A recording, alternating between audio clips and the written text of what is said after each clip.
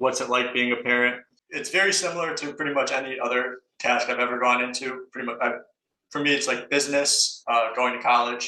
It's takes a lot of time to have a kid. People talk about time and they make it seem miserable, but it's more just you have to commit yourself to taking care of your kid. And I find that it's a very good way to grow, especially if you're a thinker dominant. A lot of research does show that we really should be getting into our feelings. And I think it's probably easier to do with somebody who's very close to you than it would be with the general population. And I remember that you brought up like we have our own projects. Thing I would say about that is that with a kid, they admire their parents, where whatever their parents are doing can become an interest to them.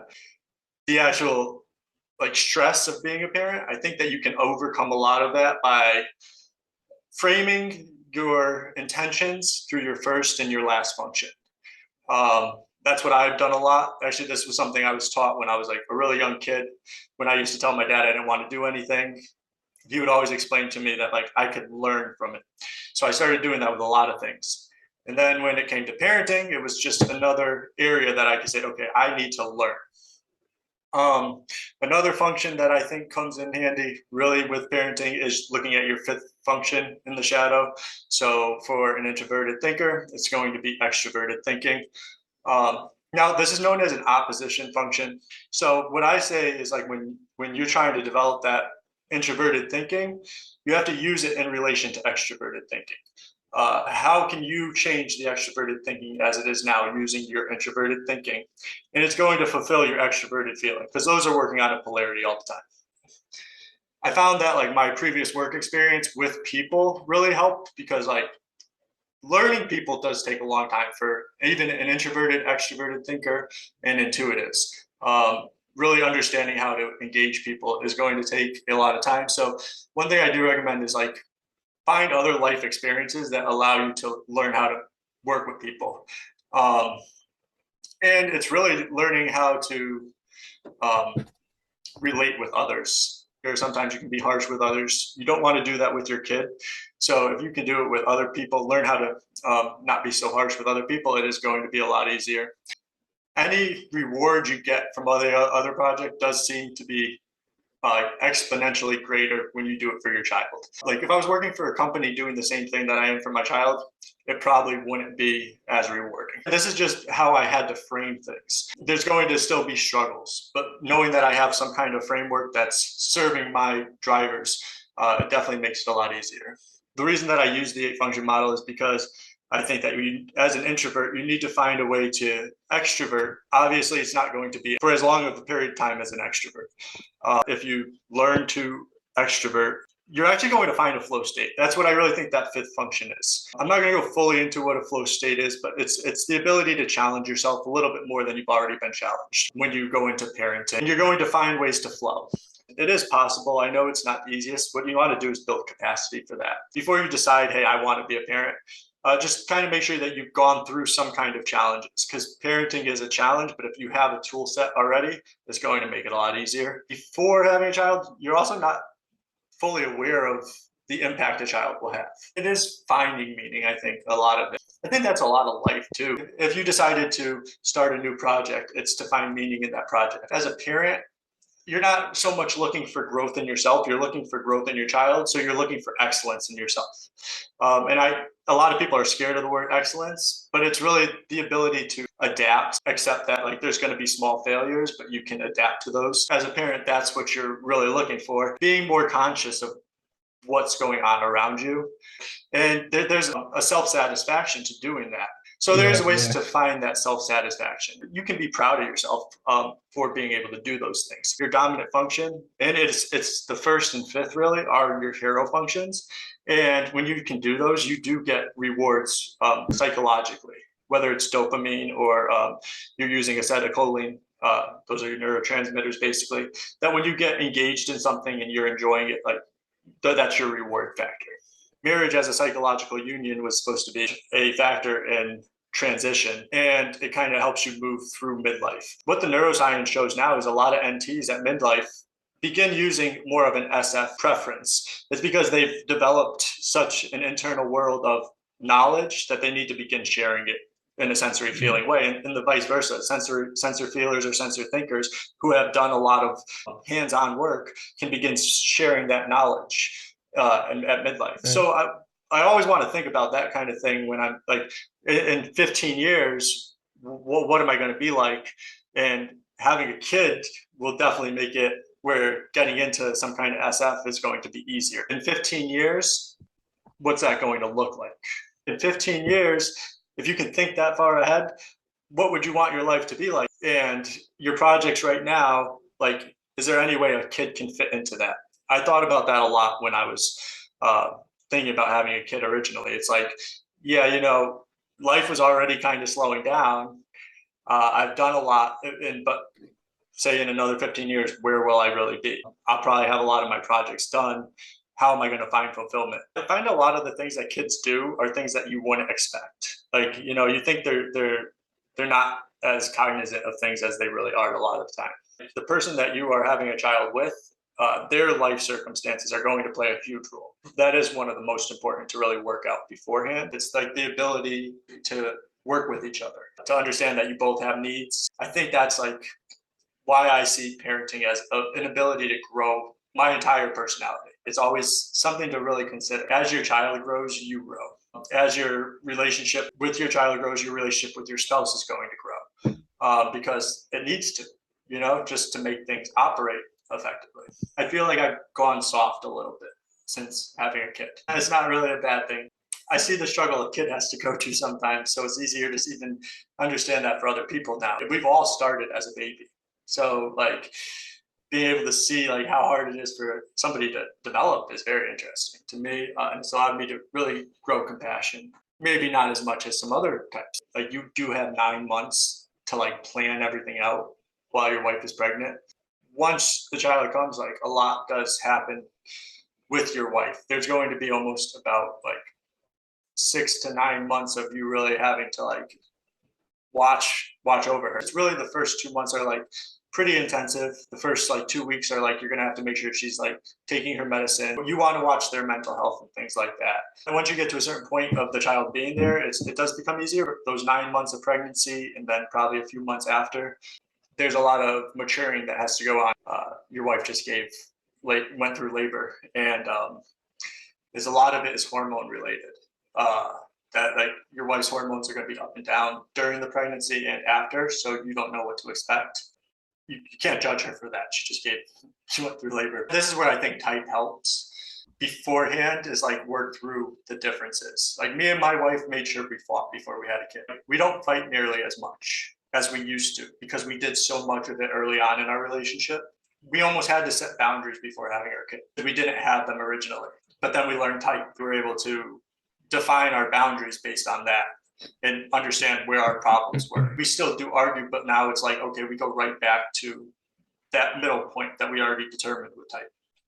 I think it's mindset. I don't think it's so much type as much as mindset. What we are told, and if you decide to have a kid, that 9 months of pregnancy, people are going to make you think it's terrible. Like they're going to make you think that when that kid comes, you're going to hell, basically. That your life is shit. And people feed into that. And that's my opinion. And then once you feed into that, that's a mindset. That's how you look at the world. Where, like I said, if you can frame it as, oh, this is an opportunity for my dominant function, that's the easiest way for me to frame it. There may be another way to frame it. But, you know, instead of believing what the world says, say, oh, maybe, you know, I can understand this better. Or depending on your function, that it is mindset. It always is mindset. And that's where I think the functions help, is like, it gives you a narrative to work with your mindset.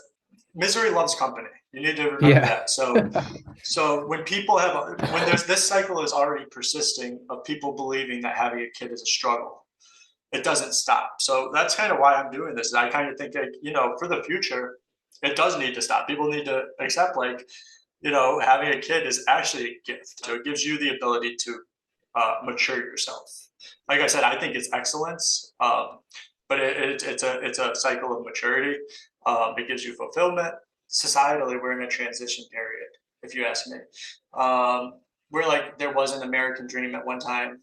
Some people that wasn't right for, right? At the same time, so they're pushing an opposite narrative, but like for some people that was right for. And I think that's what is important right now, is deciding what's right for yourself in a way.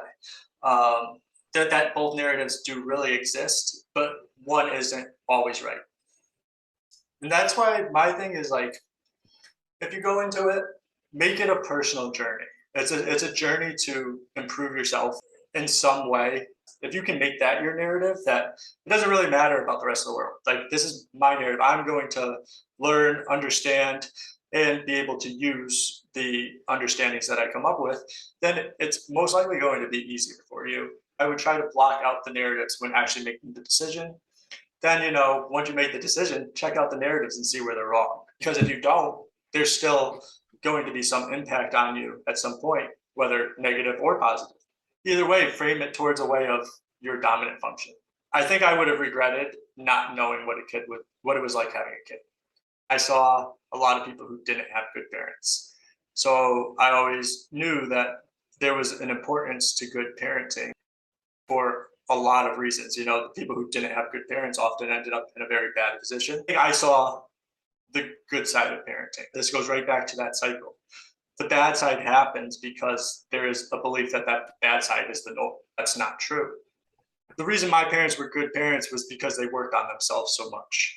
I was like 12. I was 12 years old when they decided to open a business, and they had me work in the business. It wasn't just like a business, just to have a business. They wanted to do that to see their family grow. I played sports when I was in high school, and my dad would be at every practice and every game. A lot of kids didn't even have parents show up. You could see the difference between how they treated the sports we were doing compared to myself, because, you know, I had a good parent there supporting me. So I kind of wanted to take that on for myself.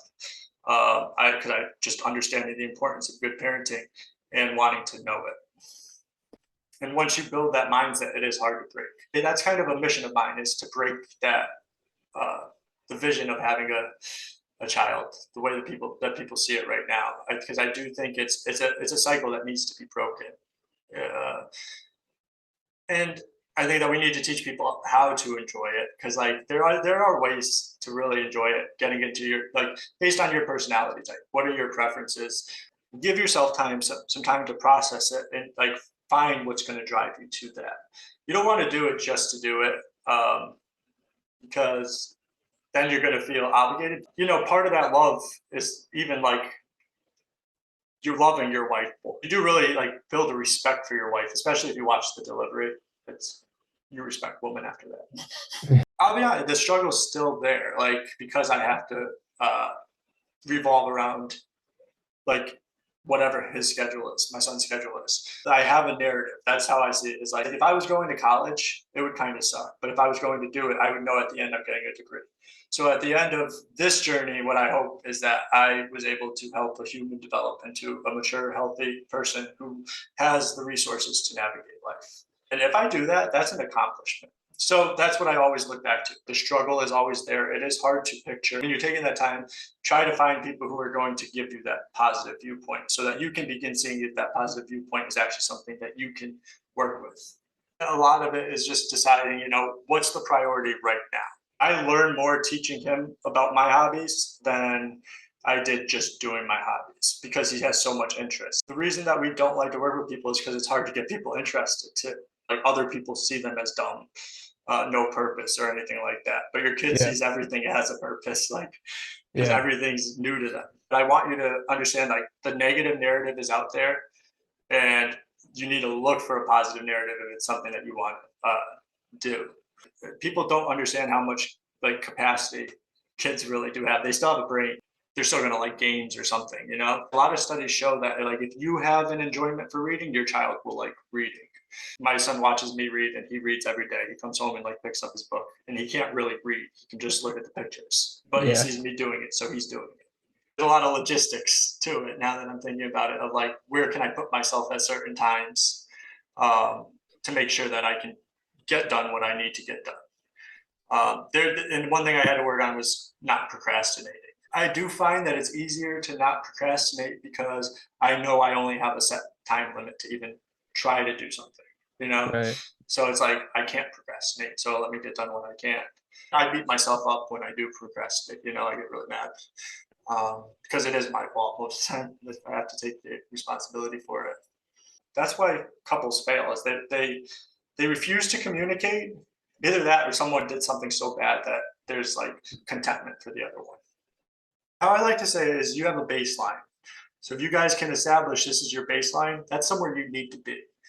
Going into parenting, you're going beyond baseline, and you Yeah. both need to accept that. You know, Yeah. Yeah. and that's the easiest way to really put that. I would say.